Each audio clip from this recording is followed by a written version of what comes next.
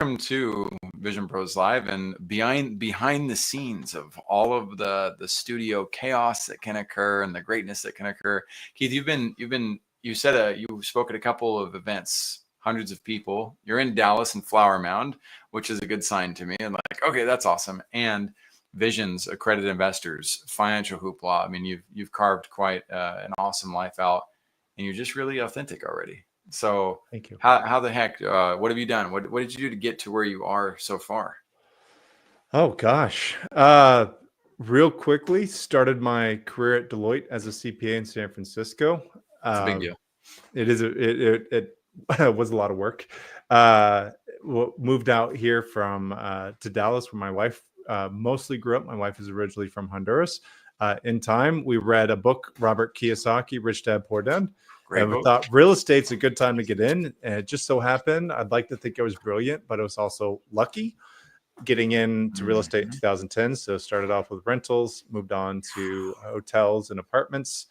And my wife was running that side of the business. I owned a CPA firm, and we were sort of living the dream. Fast forward to 2015, 2016. I thought I was going to get a divorce because my whole life was wrapped up into the business. And I also thought the real estate market was going to crash because, it only goes in 7-year cycles.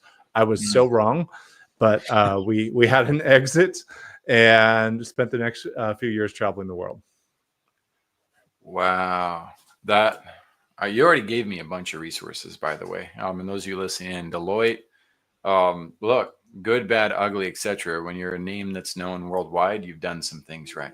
Right. So Deloitte, Ernst & Young, Bain Capital, etc. There's a lot of it's a hard process to get involved with companies like that. So you're working there, and you got a base. Rich Dad Poor Dad, phenomenal resource. That book is I don't think I could have done entrepreneurship or would have without having listened to that book and understand what Robert laid out for us. I stand on his head and shoulders as a giant, like all the time. So that's awesome. And then just the vulnerability, man. Like life's hard. Marriage is difficult. Being on the same page. Then you do the world travels. Like this is the type of story that I'm always cautious with as a leader, but it's also the type of story that I know a lot of people listening in yearn for. As wow, okay, the marriage stayed intact, the ability to travel, and yet the humility to recognize that the blessing, right, of being able to enter the market at the right time, and you're not professing these external realities as though you're entitled to them, or as though you are the sole purpose and cause of just how great life has been. I know I went on a tangent. I'd love to hear your assessment of breaking down what I said. What do you see in the market with visionaries and entrepreneurs? And I'm gonna say it. How as entrepreneurs how do we become more balanced in our approach of talking about our accolades, our growth, and kind of own the moment of visionary leadership? Because I see a lot of people pulling the wool over people's eyes in the market and convincing people to do things that aren't necessarily safe paths. Do you mind exploring that with us? Yeah, I think it starts with humility. And when I feel like I've got everything going for me and I can't make a mistake, that's often when I make the biggest mistakes. And it also means surrounding myself with people that can hold me accountable.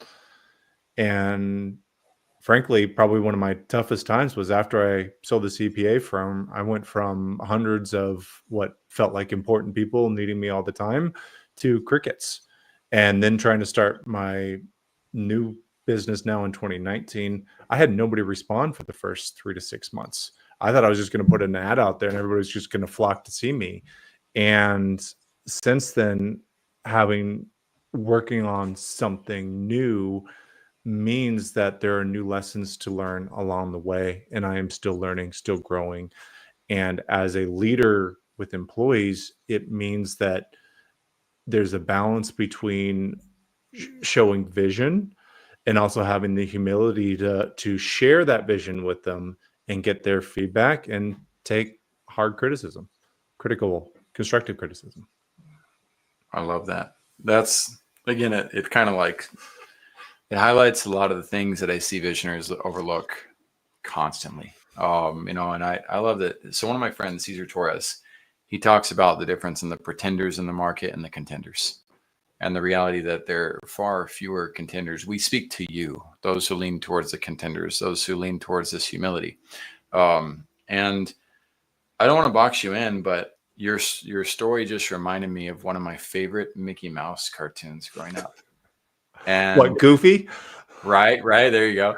The Prince and the Pauper.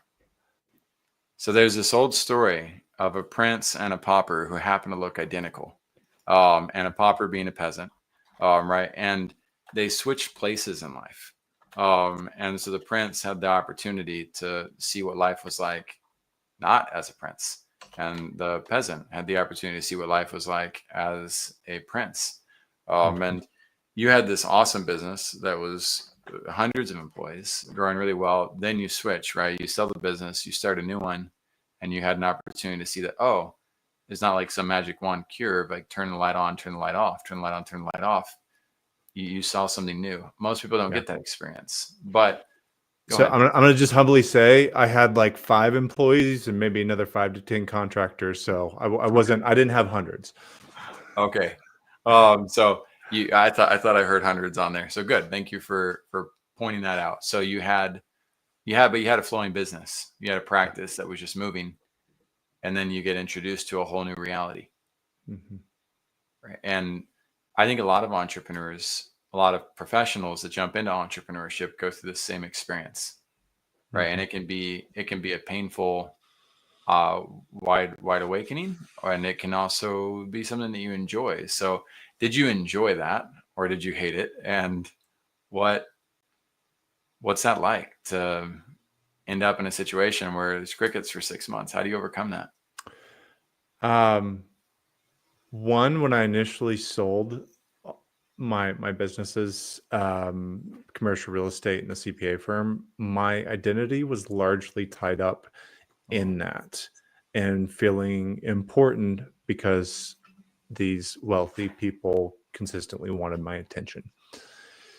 It was really a lot of that growth that happened in that silence with travel, and anybody who's traveled for a long time will likely realize you can only sit on a beach drinking pina coladas for so long before that gets boring too. Yep. But out of all that came our firstborn son, the best souvenir we could have gotten out of our travels. and so now we got an almost 6-year-old, almost 3-year-old. And then starting the new business, I still had energy. I still wanted to do something. But what that has meant in starting a new business that's a bit out of the box is I had to iterate and listen and get feedback. It wasn't just another CPA business anymore. It was so there, I really had to listen to what the audience needs, and I had to an extent, have an identity that people believed could help them in that way, and that took some time. And we're still working on it. Yeah, absolutely. There's still a lot of principles of depth and exploration there. Do you have a coach, mentor, people who guide you on this, or how did you figure that out beyond that? Or was it Rich Dad Poor Dad and just applying what Robert said?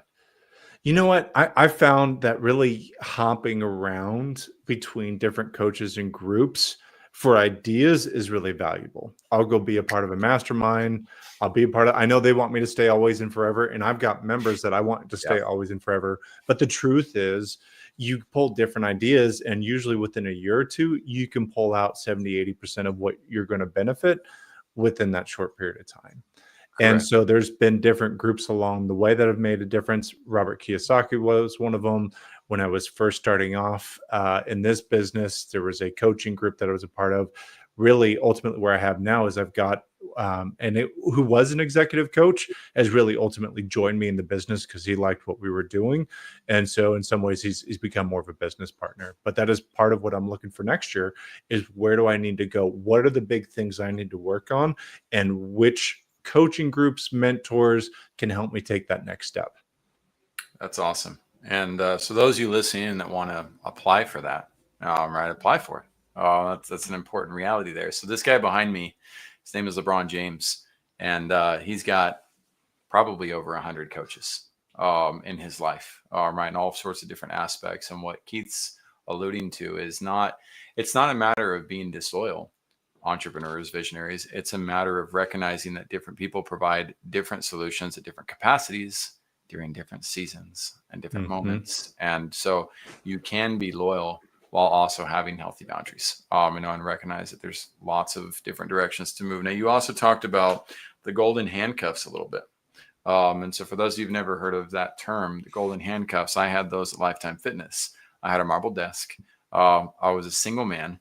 The amount of beautiful women who came through and bought gym memberships from me was amazing.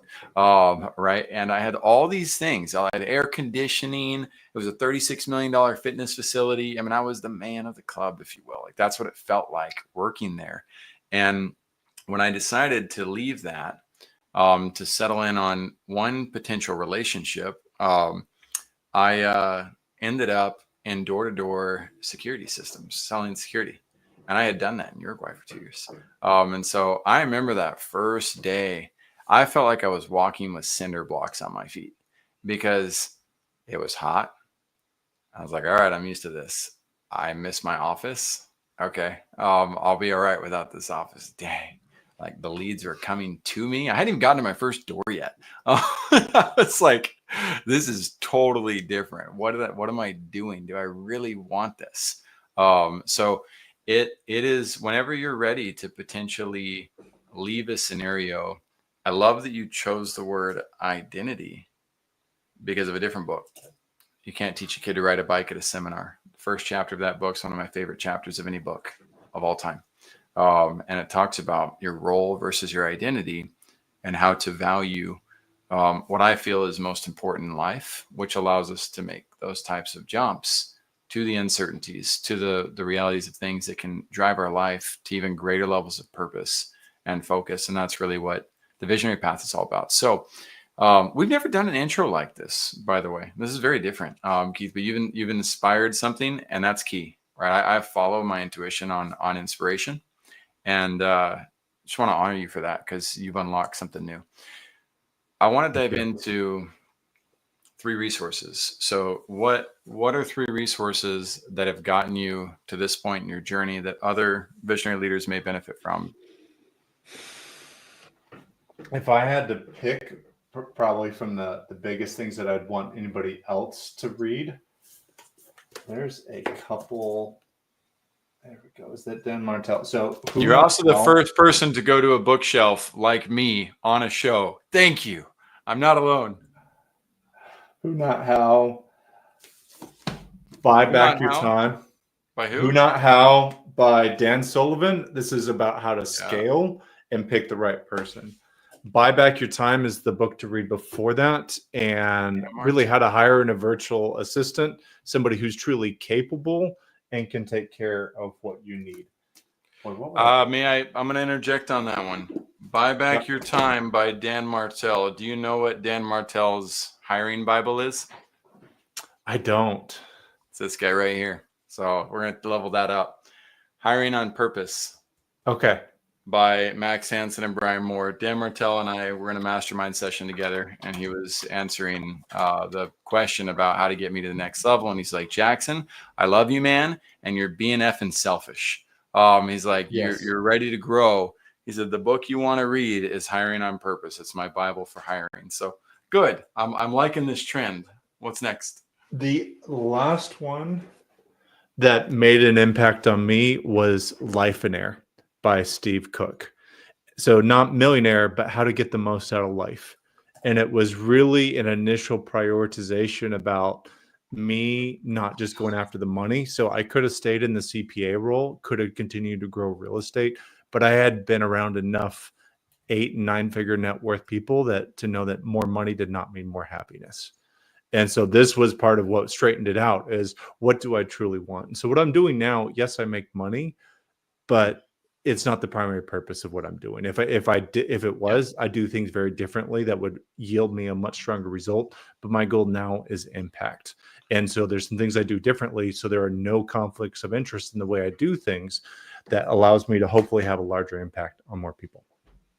Awesome. Okay. Our overlap now is just nuts, my friend. And I'm a big fan of what you talked about. The money is a vehicle, right? Mhm. And depending on the amount of money we have a bigger vehicle or a faster one. And so it's helping us get to different destinations. But for me and you, it's not the Yeah. destination. Yeah. And Jason Wojo, Dr. Jason Yeah. Wojo is the Life and Air guy as well. So what's his relationship with Steve Cook? I don't know Steve Oh, Cook, but I do know Jason.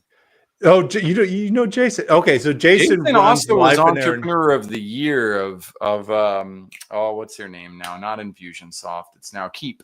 Right, he won Yes. Entrepreneur of Yes. the Year. So, and he looks like Mark Wahlberg. So I gave him a hard time Yep. about that on the show. I was like, dude, I shouldn't say a hard time. You know, So he dude. works with Steve Cook in Life and Air. So I was in Steve's for a while personal mastermind for 3 years. That helps straighten out some personal stuff and give me a start in some business stuff. Oh, cool. All right, all right. These are fantastic recommendations. At least I've enjoyed these leaders, and this is the well, right? The water that you're getting out of this. The books is big, but who built the well? These leaders. I highly recommend connecting with them as well. So Keith, thank you for exploring those values. We're going to come back in just a minute. We'll dive into the vision at large, and you can start thinking through. In your case, Keith, I want to give you exploratory command of saying, Jackson, these are the questions that I wish others would ask me when I'm on these shows, because I'm really enjoying the depth that we're getting to. So we'll be right back after the break. Vision Pros, if you've got a question, feel free to throw it in the comments as well. Even if it's post a live experience, of course, we'll circle back and we'll make sure that we address those and probably do some Loom videos to dive into it. All right, welcome in to Vision Pros Live with Jackson Calame. I'm your show host. We will be doing interviews for visionary entrepreneurs and guest leaders who are building fantastic visions out there.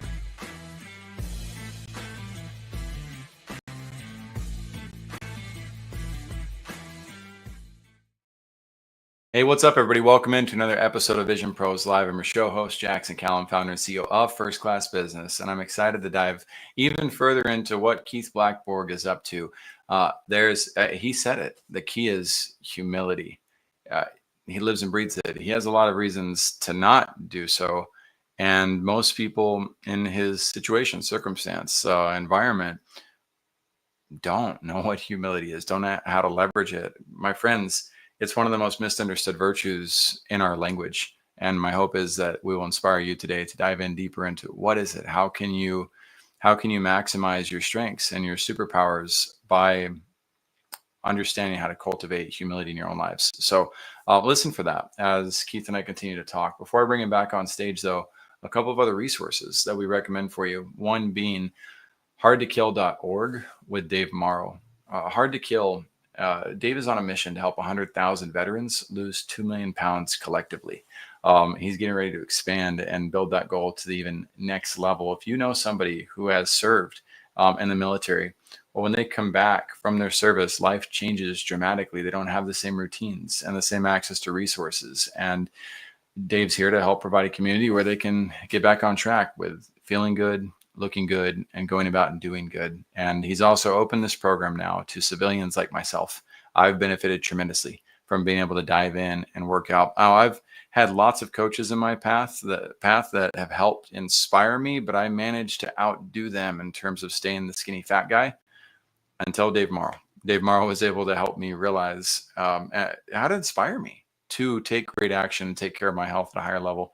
So I'm eternally grateful for what he's done for me and my kiddos in relation to that. There's his new book, Harden the F Up, No Nonsense Fitness Insights. And he also is quite a loving individual for having a book title of that magnitude. So moving into the next piece, opportunities for work for Latinos specifically, and opportunities for Indians and opportunities for Filipinos. This is our own homegrown platform. Some people would call it a virtual assistant agency, but we don't promote or endorse VA relationships. What do we call that? Virtual abuse. I don't believe in it. I think we need to take care of the individuals who are on our team. We need to help them get to their next levels. We need to show them that not only are we asking them to love and be patient and persistent and consistent and reliable, we need to do that with these relationships. What we're doing is providing free training to virtual assistants out there, or digital ambassadors, as we call them.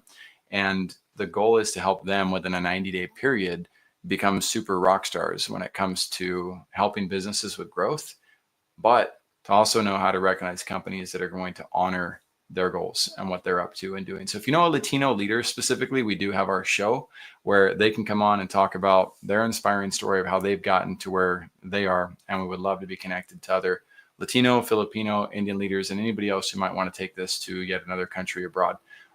We're bridging the economic gap between North America, South America, and rest of the world. And that's what we live and stand for in our entity. So then there's a project, the Water Project, excuse me.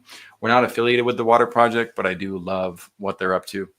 They're helping millions of people gain access to clean drinking water, a resource that I've taken for granted my entire life. I've never been thirsty, not truly.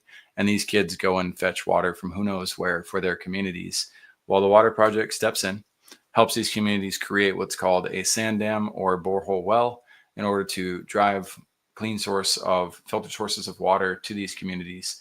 My hope is that you either contribute to this and get to see one of those projects come to fruition for yourself, or if you're not in a position to financially help out, maybe consider having a lunchtime or dinner time conversation with the people in your life about what this means. I see these kids celebrating water the way my kids celebrate Christmas Day. And it reminds me that we've got 8 billion people out there in this world to help. So my hope is that you join me in that effort, whether it's spreading the word or contributing yourself. And thanks for hearing me out. Without further ado, let's get back to helping you all on your visions. Keith Blackborg, thank you so much for being here at Vision Pros Live. Thanks for having me. That's a great mission, by the way. Love their mission. I love what they're up to. So thank you for acknowledging that. I think our mission is a great one too today. You've carved out certain successes in life, and you're gravitating towards principles that I don't hear people just naturally talk about right off the bat when they meet somebody. So I want to explore that at depth. Keith, what are some of the best things we can do to help inspire other visionaries move forward? And I'm going to tie that to, guys, finding somebody who understands finances and financial depth and is building what Keith is building. Run towards him. Figure out how he can help you in your life. You've got all the links to get access to what he's up to. So I'm going to let this be kind of an open form topic for you, Keith. What do we need to be asking you? What can we learn about financial journeys, founding companies that we may be overlooking and may not get elsewhere? You know what's interesting about your question is it naturally makes me the sage on the stage. And I can be that role. I do that role when I'm running my own events. But really, the role I like to be in is when I get to walk alongside people. And so the greatest growth is when you are able to have those conversations, meet people where they're at, and understanding their specific challenges. And some of that is just listening with compassion. And then beyond that, there's a lot of people that get confused about what their vision is. Should I be doing this? Should I be doing that? And I think it all starts with having a clear vision. And once you have that, you can align your wealth growth or your work or whatever it is along with that vision to help you get there. And that's really my job is once we know what that vision is to help align the wealth with your desired impact on this world and the next. Huge. Have you met Zach Ullman by any chance? I have not. You seem super connected to a bunch of people I need to meet. I need to. I could not win in life without the great people beside me. And so I meet them through this podcast and other means in life. I mean, I can meet somebody at a gas station, right, and find out how can I be of best service to them? Two, do they have something of value that's going to uplift the people in my life as well? So I don't naturally turn to gas stations for those opportunities, but I don't pass up the opportunities as they come. So I mentioned him. He is, more or less a direct competitor of yours. And he's somebody, you're both people that I now trust in this conversation where I'm like, okay. And in the case of my vision, I'm probably going to need a few hundred versions of you and Zach to bridge that economic gap between North America, South America, and the rest of the world, maybe even a few thousand. That's a big project. On the flip side, I want all you visionaries out there to know how to quickly go find the right people to interview, because Zach and Keith are not a dime a dozen. It is very hard to find people who are so focused on the principles, yet also have the type of expertise that they have. So I'm going to end up putting you guys in touch so you guys can, like two professors, like going at it on a chalkboard and seeing how you overlap. But yeah, that's you're It sounds coming like in an along. amazing debate podcast or discussion podcast at some point. We are going to be doing open. What are those called? Help me out here.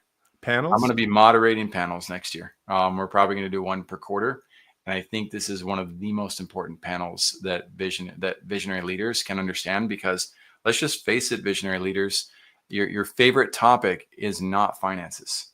You're not talking about it, and you're kind of scared of it a lot of times. I didn't work on becoming a wise steward until very late into the game, and that hurt me many, many times. So how do we inspire people, Keith, to not make whimsical decisions, but to think through what am I thinking about that might be wrong? Really, I don't even know what question to ask, because y'all's expertise is not my expertise. It's one that comes after, in my opinion, vision and making sure the vision makes sense. So help me out here. So let me get one of the most frequent prompts I get, especially from those who are in the early stages of their wealth journey, financial journey, is, hey, my spouse, my whoever is spending way too much money. Can you please go talk to them and discuss the importance of them getting them on a budget? And I step back from that and realize either somebody's not being intentional or they might have different goals. And so it starts with, what is that clear vision of what you want? And once you know what you're going towards, your finances naturally align towards it. So I can try and push people, but that's not very effective as a coach. I can choose somebody out, whatever. Again, not very effective. But if they know that they want something else more than what they're currently spending on, what they're currently putting effort on, that's going to naturally guide behavior over time, more so than any sort of talking to. And then once you know where you're going, there's different steps along the way. We can talk about putting money, whether getting your finances order, emergency fund, on up to your first investments, early investments, advanced investments, and then into tax strategy that complements everything along the way. That's huge. Here, I'm gonna recap what I heard. Our budgets is a reflection of our intentionality and our goals. Yeah.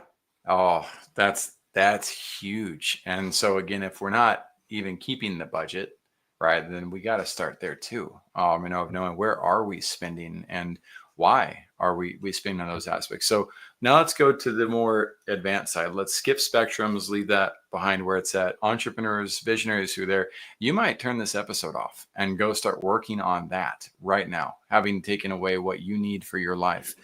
Let's look at the advanced side, Keith. Where do we even begin for people who are more aware? They got those budgets, figured out. Maybe they're successfully financially too, and they've got a pretty good head on their shoulders, leadership wise. What next? Yeah. And just one point of comment on the budgets, you get to a point where you've got, you know what, I'm spending $20,000 a month or whatever that is. As long as you're in the range, you might not need a budget anymore, as long as you are able to be in certain realms. I don't believe everybody needs one, but if you're spending recklessly, it's a great place to start. Beyond that, if you're an entrepreneur, then I like to build everything for sale, meaning I begin with the end in mind. And there are certain things we can do to make even service-based business sellables. If I'm going to start a business, I'm going to look at what are the exit multiples I can get on that business. If it's only going to be 1 or 2 times my gross revenue, maybe, and if you're primarily doing it for financial reasons, that might not be the business to you want to start. But once you're in that business, we're looking at what are the SOPs, the standard operating procedures, the team, the contracts, the finances, everything in a line. And when you start putting intentionality behind that, your business becomes worth more, you make more, and you put less time into it. And so it gives you options. These are huge, golden, valuable. I don't want to call them oversimplified truths. I'll call them pure truths. Actually, that I know, because of the time that I've searched for this type of clarity. Like, it's so just pointed and clear. when I come across people like you and Zach, and I'm like, oh my gosh, this is fantastic. And I know that most entrepreneurs are searching for it. So I hope you guys hear it, those of you listening in right now. We're going to shift gears completely. We're going to go into one of my favorite questions. We can always come back to these topics if we want to, but the topic at hand is about your powerful lessons that you've learned. And I'm struggling to find my prompt. There's the one. So if this was the last chance that you had to speak to the world, Keith, what powerful lesson can other visionaries learn from your experience? I think people get so caught up in just doing life, being busy, that they miss the opportunity to become wealthy. Now, wealthy can mean financial, and people do get so busy that they miss that opportunity. But there can also be other forms of wealth, whether that's rich in relationships, spiritual wealth. And so, getting clear on what you want to leave behind in this world, what kind of impact you want to leave behind, is going to help you get clear on how you want to spend your time here on this earth. People get so caught up in life just being busy that they miss the opportunity to become wealthy. Yeah. And I'm grateful that you also highlighted on that the different realms of wealth. It's so easy to get caught up in other things. We live in a world where we have at our fingertips all sorts of dopamine, right? All sorts of opportunity to, and one truth that you shared, you said we might not need a budget. I have never heard a financial advisor or financial planner say that ever. Now, I don't go around quizzing financial people all day long, right? But I've been in business long enough. I've seen enough stages. I've heard enough coaches and gurus, etc., talk. I've never heard somebody give that permission to the audience. And that to me, it goes back to this quote of becoming wealthy, right? Figuring out, well, what does wealth represent? What a blessing too. Like maybe stop, spend some time thinking through, what do I actually want out of life? What does wealth mean to me? And then start creating a plan that's not some Harvard scholar who told me to do it or told me that I had to do it, but like what's really right for me. How do people, how would you recommend people approach wealth? The successful ones, right? I'm already successful. I'm in my golden handcuffs. I may not even feel it or recognize it because things are going so well. How do we clap to get them to listen and hear? Do you know what wealth is for yourself? I think it's that very question is just once again, it coming back to the vision, asking them if they know if they're living the dream they want to have. And sometimes realizing that life, you only get one life to live, and there will always be opportunities costs. But to the extent that you can be intentional about that vision, for me, Q4 each year is when I slow down. I'm trying to wrap up. I'm reflecting on what I want for next year and also getting clarity on who I want to spend time with. It's the seasons. I've got a couple young boys and reevaluate what I want for next year. This is, I feel like, a marathon, not a sprint. And so I want to enjoy the journey. And that's the most important thing for me, is enjoying the journey, because the destination is the same for all of us. Huge. Chapter 5 of this book. This book got lost to the ages. There's an old book that people actually really do love. Most of them read. It's called As a Man Thinketh by James Allen. And somebody in 2000, it must have been 2007, when somebody realized that James Allen had written 18 other books that nobody had ever heard of. And they compiled one chapter from each into this. And chapter 5 is resolutions. Most people that you hear out there, if you go look at the meme world or you go look at TikTok and stuff, I see a lot of people talking about goals as being the problem or resolutions as being the problem. And they turn a virtue into a negative. But I love that you're talking about the value of resolution. I mean, again, I read this a long time ago, but I'm going to revisit it. I'm going to put it open on my bed.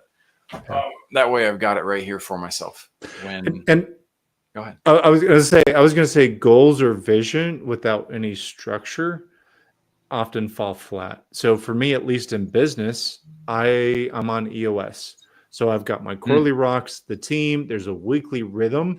And so whether it's business or personal, being on some sort of rhythm, whether it's in a coaching group, a mastermind, a book, there are infinite ways to do it. The thing is, get yourself on some sort of structure and put some people around you that can help you take those next steps. The biggest thing that has ever helped me has been in small mastermind groups with other people who are consistently just trying to help each other out. And that has supercharged my growth more than anything else. Huge. I talk when I go on podcasts and speak, and they ask me what I want to talk about. I say the most important thing that I believe we can talk about as visionary leaders is infrastructure, the topic nobody talks about. It's not, you don't see that on the main stage because it's boring, it's scary, it's complex. So is the human body. It can be viewed as those things, but you can draw it like a stick figure, or you can study it for 40 years and still not scratch the surface, right? So EOS, Gino Wickman, shout out to him, for what he's built with that. Rocket Fuel was a decent book built on the backbone of the E-Myth, right? Phenomenal book. And both of those have granted my entities with up-leveling results that we wouldn't have, again, without standing on the shoulders of the giants who said, build your infrastructure out and know your systems. So again, those of you listening in, we got into a lot of the technical sides of visionary leadership. And I think some of you might be saying, well, how? And what do we do? That's for each of you to figure out. That there's no one size fits all answer. And if we have that stress and mentality, well, guess what? We're falling victim of the get rich quick mindset.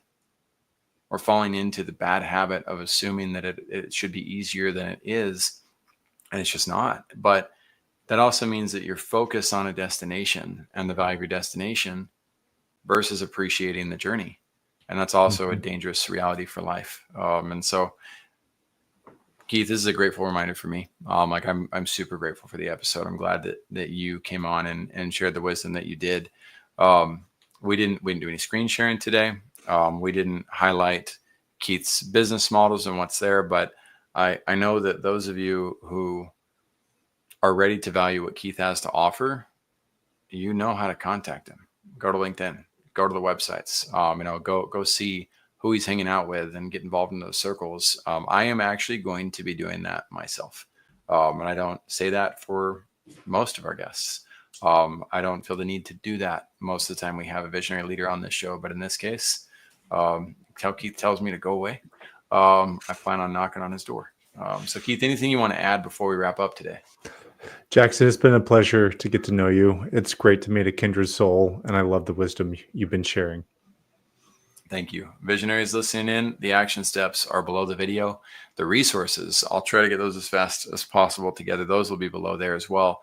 And then in the top right corner, you will see a button that says Be Our Guest. If you've got a vision to share, come and share it on our show. And we'll see you guys on the next episode of Vision Pros Live. Thank you for being here today. I'm really happy that you tuned in to Vision Pros Live. I'm looking forward to seeing your reactions as these episodes continue to move forward. This is going to get more and more fun. We'll have more and more engagement as well. We'll invite people to participate in the show. And thank you for giving us your time and attention. Have an excellent time building out your vision.